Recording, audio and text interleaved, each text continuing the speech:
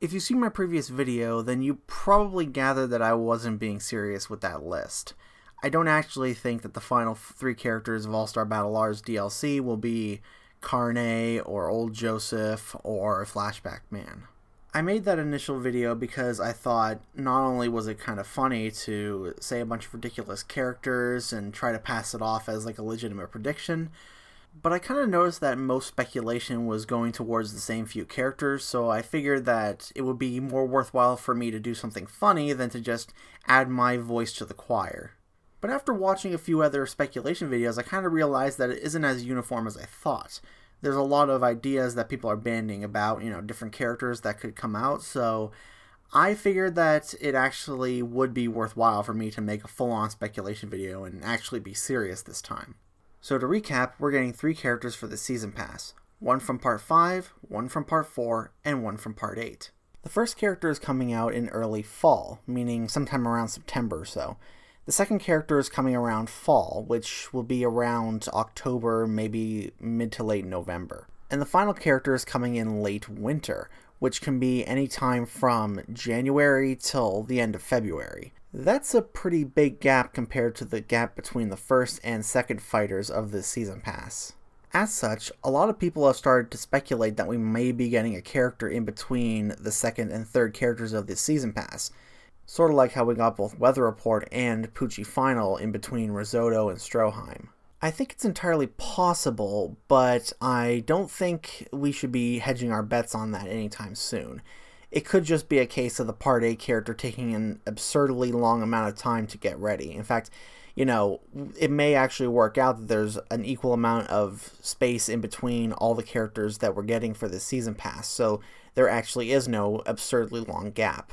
Regardless, I'll talk more about which characters I think we might get in that kind of scenario a little bit towards the end of the video. So anyways, as far as new characters that we're getting for this pass, I don't think that they're going to be any of the characters from Eyes of Heaven. Well, there's only 2 of them, those being Endul and Joshu.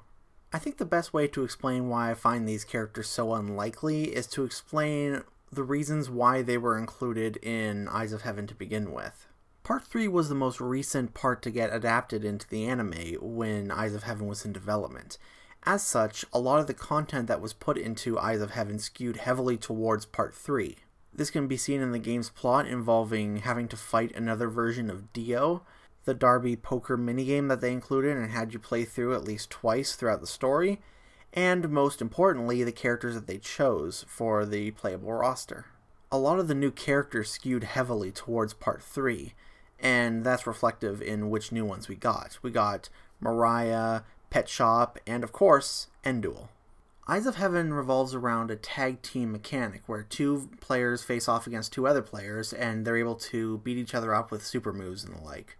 While you can combine any 2 characters to make a team, certain special moves have unique animations that are exclusive to certain combinations. And as it would turn out, each JoJo has a combination with another character that allows them to play out these unique special moves. This also includes Part 8 Josuke, who was given Joshu as a partner. So to recap, the reason that Endul got in was because they were shilling Part 3 at the time, and the reason Joshu was added was so then Josuke had someone to fight alongside from his own part. If it weren't for any of those reasons, there's no way that these characters would have actually gotten in to begin with.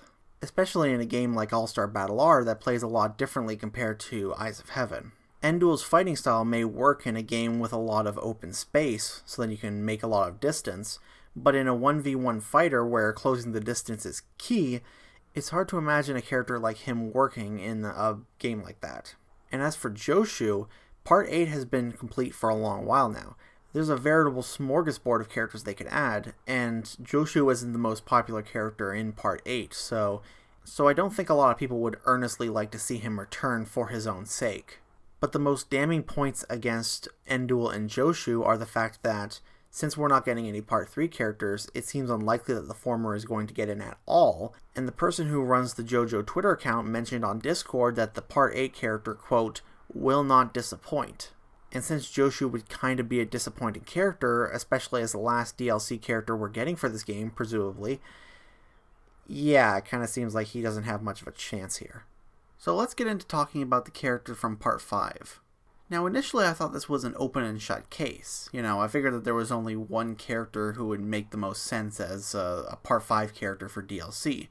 But there are a few ideas for Part 5 characters that I feel I should touch on before I explain which one I think it's actually going to be. First up, I've seen some people suggest Doppio as a Part 5 fighter. I could actually see that happening, because they've done similar things with, like, you got Part 1 Dio and Part 3 Dio, Part 3 Jotaro, Part 4 Jotaro, and most recently we got Diego and Alternate Universe Diego. So I could definitely see them doing something like that again, and I think they could come up with a decent moveset for Doppio. Like, he would have to focus mostly on using Epitaph for counter moves, and his stand-on would be summoning King Crimson's arms like he does in the Metallica fight. I really like the idea, but I think as a DLC fighter, especially for this, like if this is one of the last few DLC fighters we're getting, I think people would be kind of disappointed that it's just another sort of like, oh, this is an alternate version of another fighter that you already have. I mean, again, it's a really cool idea, and like maybe if there's a All-Star Battle R Part 2, or maybe they like just re-release the game and add more characters or something, I could see them adding that in if they go for Part 5 characters, but at this point, nah. I just don't see it as very likely. Though again, I really do like the idea of Doppio as his own fighter. Next up is Cioccolata and Secco as a sort of dual fighter like Prosciutto and Pesci. Flat out, I just don't think this would work at all for a myriad of reasons.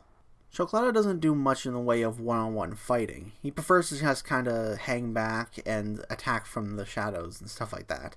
Very sneaky, which is the exact antithesis of a one-on-one fighting game where you have to face your opponent with no gimmicks. His stand is able to perform a stand rush, but for the most part he's better served just not fighting directly and just letting his mold spread and completely devour his opponents.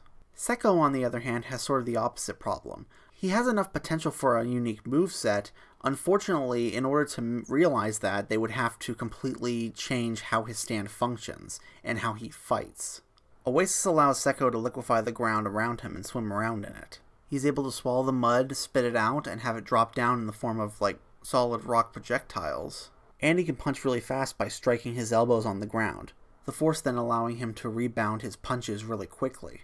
There's a lot of potential here for a good moveset. Unfortunately, you have to make some severe nerfs in order to make him work in a 2D fighting game environment. You'd have to make it that he can't liquefy the ground around him in order to not trap the opponent in the mud and just instantly kill them. You'd also have to make it so he somehow can't stay submerged permanently, because as far as we understand it from the manga, he kinda can just stay submerged underground and nobody would be able to hit him, which, again, is a big problem for a 2D fighting game. But now we come to the issue of them being a duo fighter. How exactly is that going to work? Who is going to be the playable character here, and who is going to be support? Both of them have their own issues that makes them kind of unattainable as either.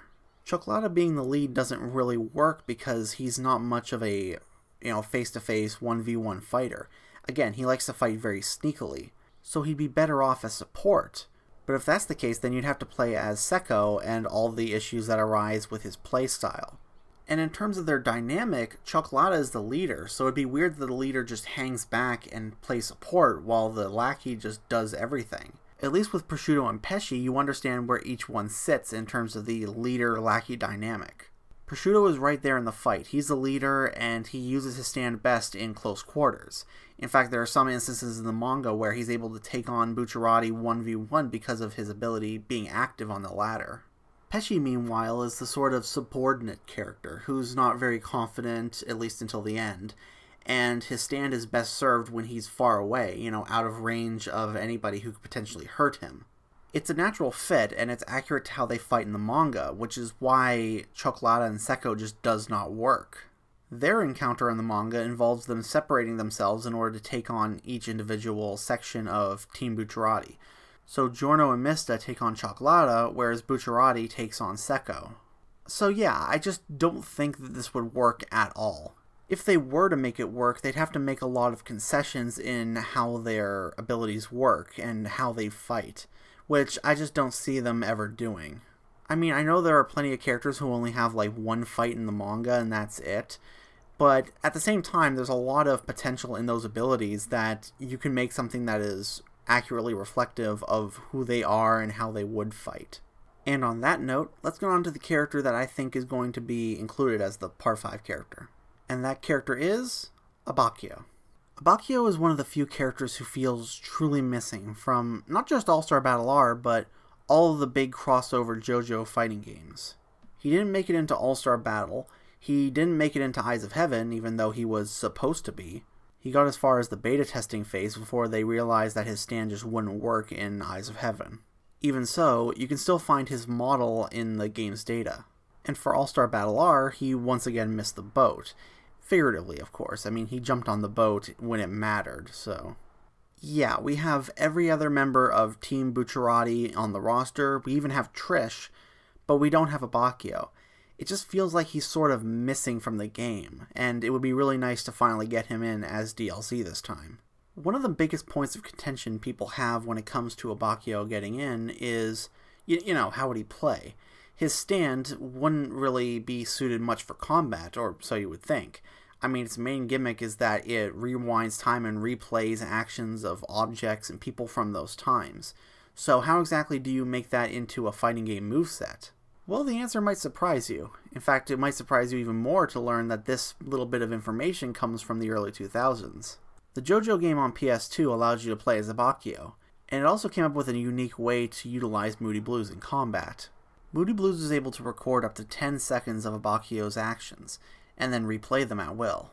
What this means is that you could record a combo and then play it back in order to make even bigger combos. This type of gimmick would be perfect for All-Star Battle R. Seriously, you don't have to change anything conceptually, you just copy and paste it into the game. Of course, if you wanted to bend the rules a little bit, you could come up with something a bit different for Moody Blues' gimmick. You could have Moody Blues copy the enemy combatant and make a sort of AI companion for Abakio to assist with combos. Think Ditto from Smash Ultimate and how he copies the player character and fights alongside them for a little bit, only instead you're copying the opponent. Alternatively, you can make it so that Abakio is able to copy the opponent's assist fighter. So Abakio would have his own assist fighter, but if you press a certain button combination, you'd be able to use the opponent's assist fighter against them, effectively allowing Abakio to have two assist fighters. One last idea that's a bit more faithful to how his stand works is you could have Abakio record the last 10 seconds of the opponent's movements, like any combos and any movements they do, and then if the opponent happens to be in the vicinity, you can press the button combination to activate that combo and deal damage to them. Basically, you replay the opponent's own combo back at them, though it would be entirely dependent on where exactly the combo took place, so you couldn't just summon it on command wherever you are. Now, of course, a lot of these moveset ideas aren't entirely perfect. In fact, as I mentioned, some of them do sort of skirt the line as to what is and isn't possible with Abakio's stand, but I think you can see what I mean when I say that Abakio has a lot of potential for a moveset. You know, you just need to find the right one. I mean, speaking personally, I think the first one that I listed, you know, the one from the JoJo PS2 game, I think that one would work best for Abakio, and that's probably what they're going to go with, assuming he's in the game, of course.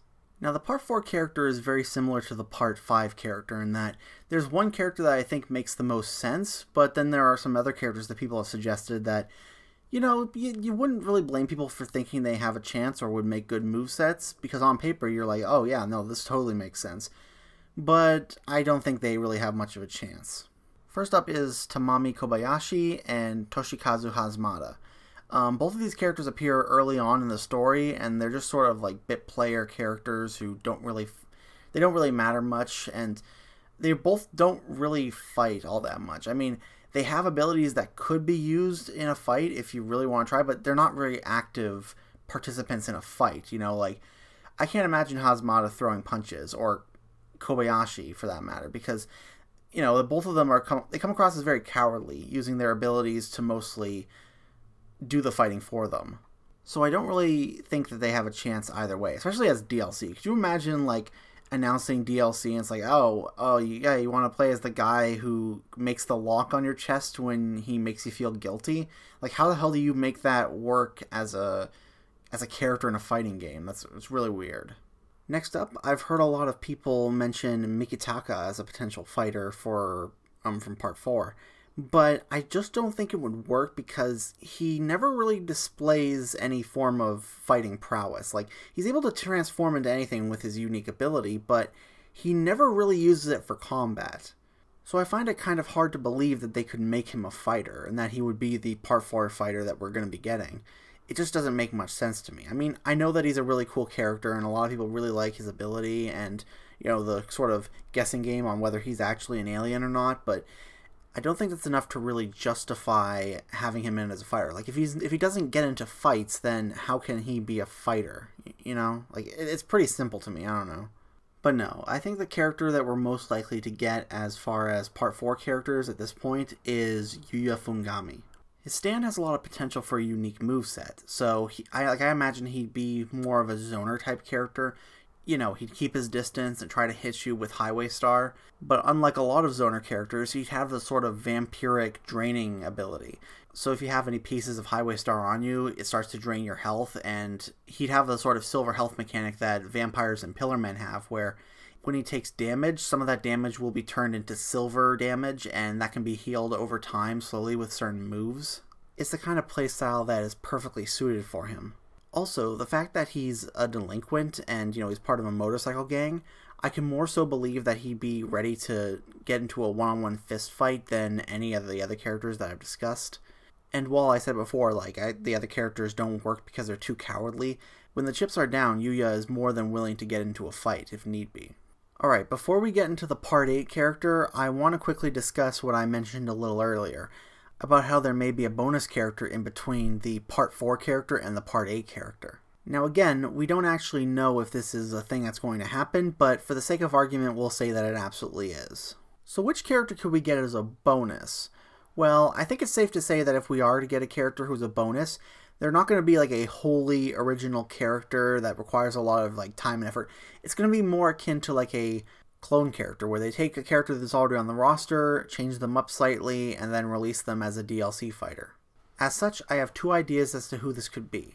The first idea is Part 6 Jotaro. Now, the reason I say this is because Part 4 Jotaro, at one point, and I don't know if he still does, he had data for an extra costume that, unfortunately, we haven't gotten yet. And a lot of people, myself included, assume that this would be a Part 6 Jotaro outfit. Given that we didn't get that kind of costume for Part 4 Jotaro, I think that there's a chance that we may just end up getting him as a sort of clone character for Part 4 Jotaro. And it would be relatively easy to do, too. I mean, you don't really need to change any of the moves since they're mostly generic, though you could change at least one or two. Maybe remove the ball-bearing attack, for instance, or, you know, lessen how long his time stop lasts, you know, stuff like that. But most importantly, it means that when he fights against certain characters, he would be able to have unique quotes, like win quotes and whatever, where if he was a costume, he would just have the same comments as Part 4 Jotaro, which doesn't really make sense considering some of them. Of course, the Part 6 anime did end some time ago, so it's not exactly a guarantee that we're going to be getting that, but I think it would be really nice. I always thought that it's kind of a missed opportunity. Like, Eyes of Heaven originally was supposed to have a Part 6 Jotaro outfit with his own unique quotes, like win quotes, lost quotes, and other stuff like that, that we unfortunately never got. So I always thought it would be kind of cool if we had something like that. But yeah, it could go either way. The second character, and the one that I feel is more likely in this scenario, is a more accurate, up-to-date Part 8 Josuke. One common complaint that I hear from different players is that they're kind of disappointed that Josuke wasn't given an updated moveset to reflect Part 8, like the entirety of Part 8. By the time All-Star Battle R was announced, Part 8 had already wrapped up, and by that time Josuke had a lot more material to work with compared to when All-Star Battle was first released. So people were hoping that maybe we'd get an updated moveset to better reflect how he fights in those later chapters. Which, of course, we didn't end up getting, so there's a possibility that we might end up getting it as a free DLC fighter in between the Part 4 character and the Part 8 character. This would require a few more changes to be made than just a simple palette swap, like Part 6 Jotaro. You'd have to give him a few new moves, maybe change the properties of other moves, and you'd have to give him a new GHA that reflects him being able to use Go Beyond. You would also have to give him some new win quotes and interactions with other characters. But I think that there's a lot that can be done without having to make a wholly original character. As I said before, Part 8 has a veritable smorgasbord of different characters that they could choose for their new fighter. As such, people are going in all sorts of different directions with their character predictions. Could it be Jobin and his fiery stand Speed King? Could it be Rai Mamazuku and his very stringy doggy style? Could they go for a more unorthodox pick with Yasuo? All of these characters would be wonderful picks for Part 8, but I don't feel that those ones are going to be the Part 8 character. Rather, I feel that the Part 8 character is instead going to be Toru. And the reason I say this is because in the hierarchy of characters, it seems that the main protagonist, the main JoJo, and the main villain are kind of the most important characters. I mean, could you imagine if we got the Part 3 roster and it didn't have Dio? Or the Part 4 roster if it didn't have Kira? Imagine if the only Part 7 characters we got were both Johnny and Gyro. And I'm not talking about like Part 7 isn't complete yet. No, Part 7 is fully finished and we just don't have Funny Valentine on the roster for whatever reason. It would be very weird. So again, while I think the other Part 8 characters are pretty cool, I just think it would be weird if they included a new Part 8 character and it wasn't Toru, you know, the main villain of Part 8. I mean, Jobin would be cool, but at the same time, it's just, he's not the main villain, you know? Even though a lot of people thought he was initially. But how would Toru play? After all, he mostly just hangs back and lets the powers of Calamity slam into you. So how do you turn that into a moveset? Well, I think I found a way. And if you watch my previous videos, you may already know where this is going. Toru's main gimmick is a Calamity meter. Whenever he's standing still, it will slowly fill up. And when enemies start approaching him, it fills up even faster. And when it's full, he's able to unleash certain attacks that can cause calamities to slam into the opponent. He also has access to rock insects like do-do-do-de-da-da-da and oobla-dee-oobla-die. He could use these little guys to stun the opponent for a little bit and lead into combos. His HHA would cause calamities to slam into the opponent, and of course the more his meter is built up, the more powerful the calamity will be. It can be anything from smaller objects like tires or metal barrels, or it can be something as large as a car. His GHA would be a counter special, and it would reenact the 1 centimeter away speech, complete with airplane debris smashing into the opponent for massive damage. And with that, these are the characters who I feel will be the DLC fighters for Season 2 of All-Star Battle R's DLC. Plus a potential extra character if, for whatever reason, we actually get one. Overall, I feel like this is a pretty solid list. Definitely very unique in terms of moveset, and definitely some really highly requested fan favorite characters here. If this truly is the final DLC character selection, I think this would be an absolute standout, like best case scenario. I would be very satisfied if this was our final roster, which I do feel that it very much could be.